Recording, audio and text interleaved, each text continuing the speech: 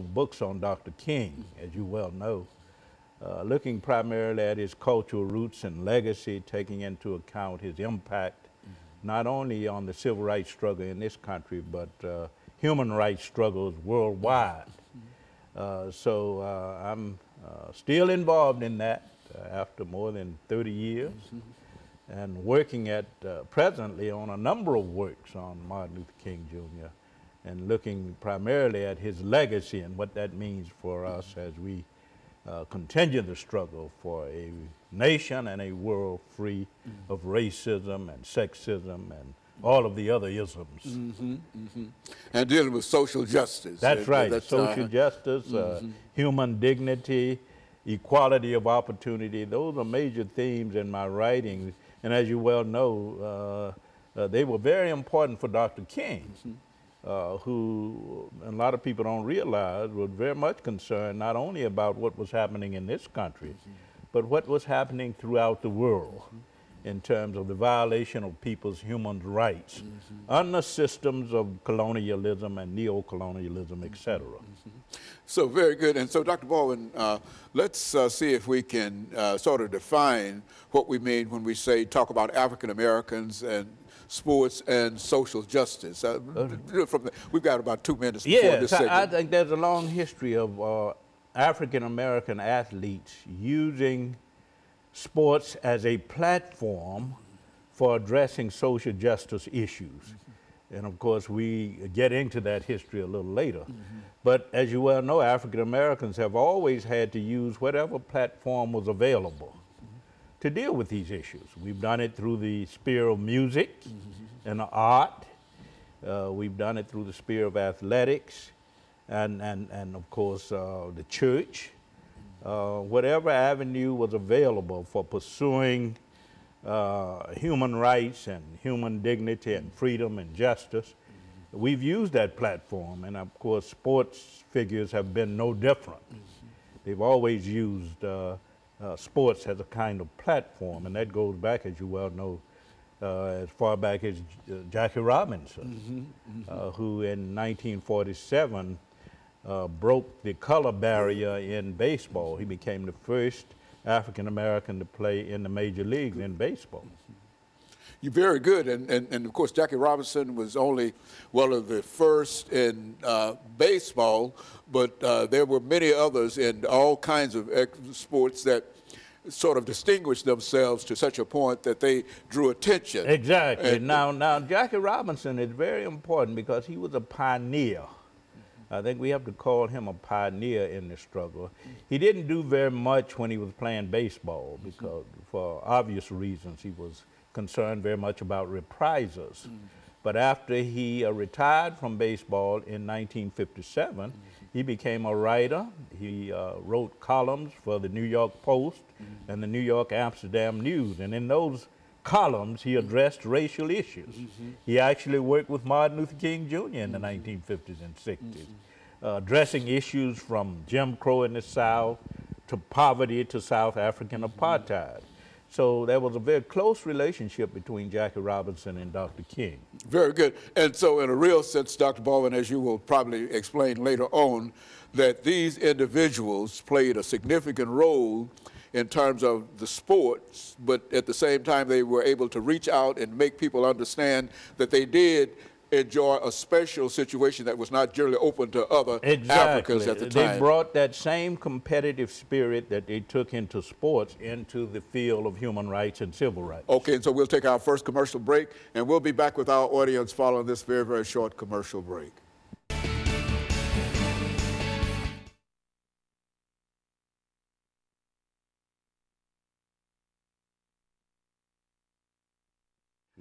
Colin Kaepernick. However you want to do it, you know. So this is an 8-minute segment, and I think we've laid the foundation for whatever you wish to deal with in reference to that. And that's one thing that, you know, sports is so important in terms of what we do, because everybody's waiting on the Super Bowl now and playoffs. It's yet another platform for us as African Americans to address injustice. That's right.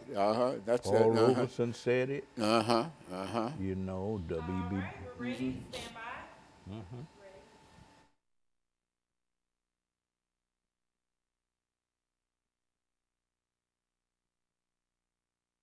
Thank you and welcome back to the second segment of the show for today. We're talking to Dr. Louis Baldwin, former professor at Vanderbilt University, retired professor from Vanderbilt University, and he's given us some information in reference to African Americans, national sports associations, and civil rights in a real sense, Dr. Baldwin. I mean, we might have muddled the title in reference to moving them around here or there, but essentially what we're saying is that athletes have played a significant role in terms of the history of Africans dealing with social justice. Yes, and it began not only with, it begins with Jackie Robinson. Dr. King, Martin Luther King Jr. called Jackie Robinson a sit-inner before there were sit-ins, a freedom rider before there were freedom rides. But it didn't stop with Jackie Robinson. He was a pioneer. You have to also look at 1968. The Summer Olympics in Mexico City, when Tommy Smith and John Carlos raised their fists, the Black Power salute, was a protest against social injustice in the United States. And you look, of course, at Muhammad Ali and his activities. In 1960, he was an Olympic gold medalist, won the heavyweight boxing championship in 1964. But in 1967, he refused to respond to the draft and to get involved in the war in Vietnam. And of course, he lost his boxing title. His license, boxing license, was suspended. And of course, he became an outcast. And you look, of course, today at Colin Kaepernick, who is involved in the kneeling activities at football games. And we have to keep in mind that kneeling has long been a part of the black struggle for justice. You had what we call kneel-ins in the streets. Albany in 1962. Yeah, very good. You had kneel-ins in Selma in 1965. So this is nothing new. But the idea of taking a knee is very, very symbolic. It means, of course, resistance against the struggle of injustice, and particularly the issues involving police misconduct and the relations of African Americans with law enforcement.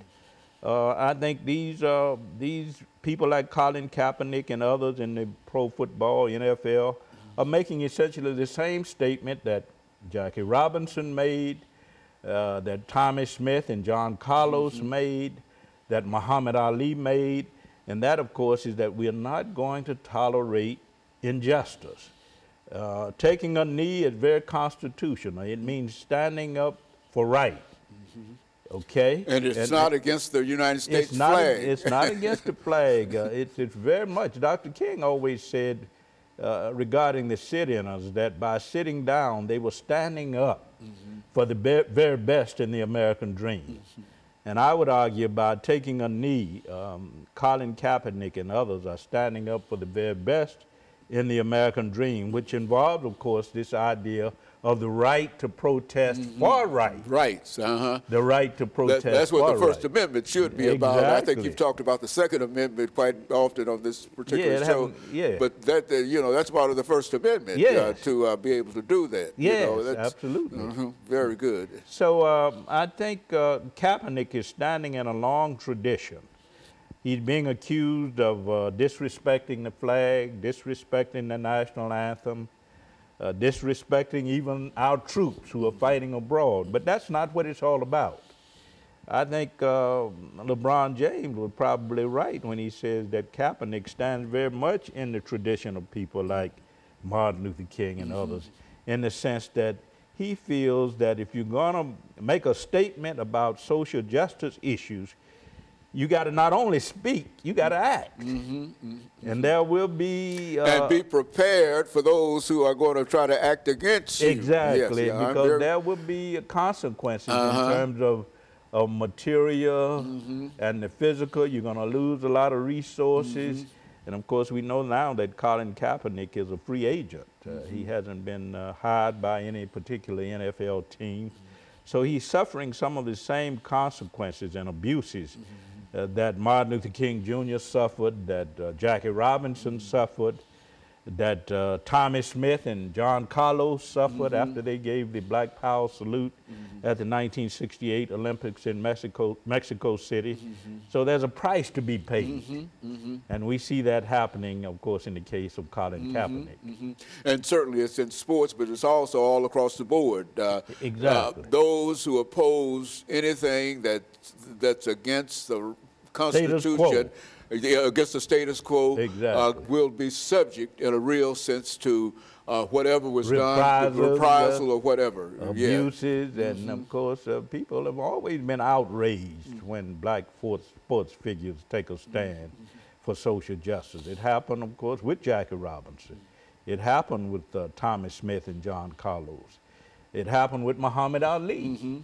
And of course now, of course, it's happening with Colin Kaepernick. And I'm reminded, as you well know, it happened with David Walker. Exactly. David Walker's appeal. In 1829. That's right. That went way back. He published the appeal in 1829. That's 1830, they found him dead. That's right. That's right. Yes. So it's, there are all those. There's always a price to be paid. There's a price to be paid. Materially and sometimes physically. That's right. And so we ought to support those individuals who are willing, because when they stand out, they are standing for all of us who are not standing out, for whatever reason we have for not standing out. They're out there. They're making a statement, not only in terms of this quest for civil rights, but the quest for human rights. And human rights are very, very important, and it speaks to the global situation, I think. You know, Dr. Baldwin, I think we're getting ready for the second commercial break, and I think that will give us a chance to go into this last segment, because I think this is the second segment, is it not? Yeah. Oh, is it? You know, I've been dealing with this.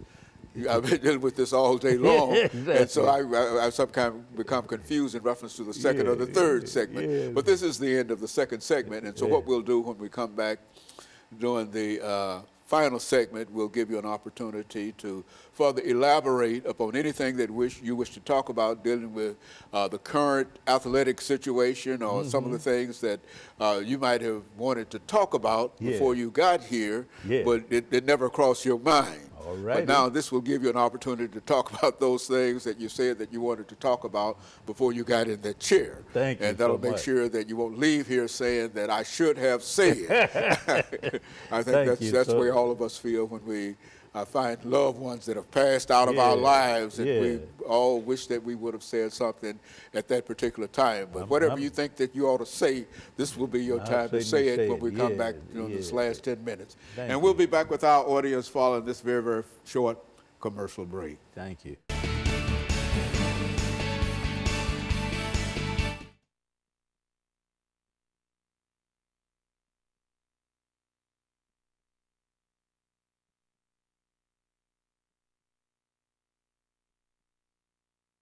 I've got one show after this, and this will be 5 shows. That's for good. Day. You're done for the day then. Yeah, I've been done for the day. So you've not had a chance to do anything in reference to some of the other things you're trying to do? Well, I have a chapter in my most recent. Yes.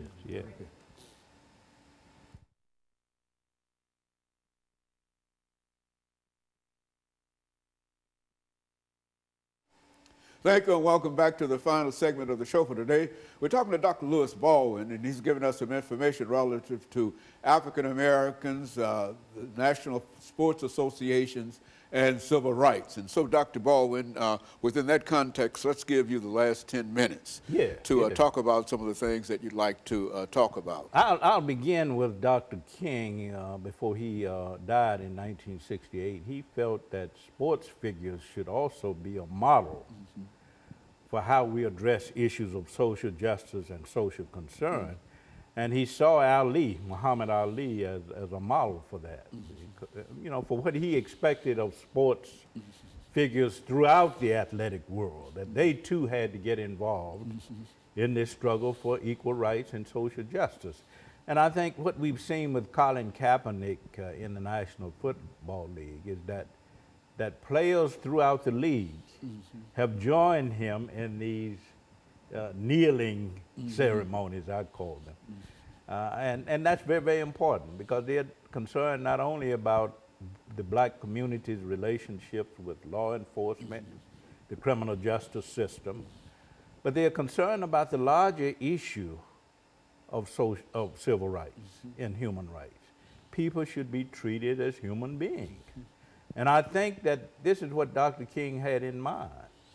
And so when people like LeBron James and others referred to Kaepernick as standing in that tradition, I think they're quite right. Because in the movement today, and you know what's happening in our world today, you know what's happening in the nation today, there's a move toward isolationism in terms of international policy in this country.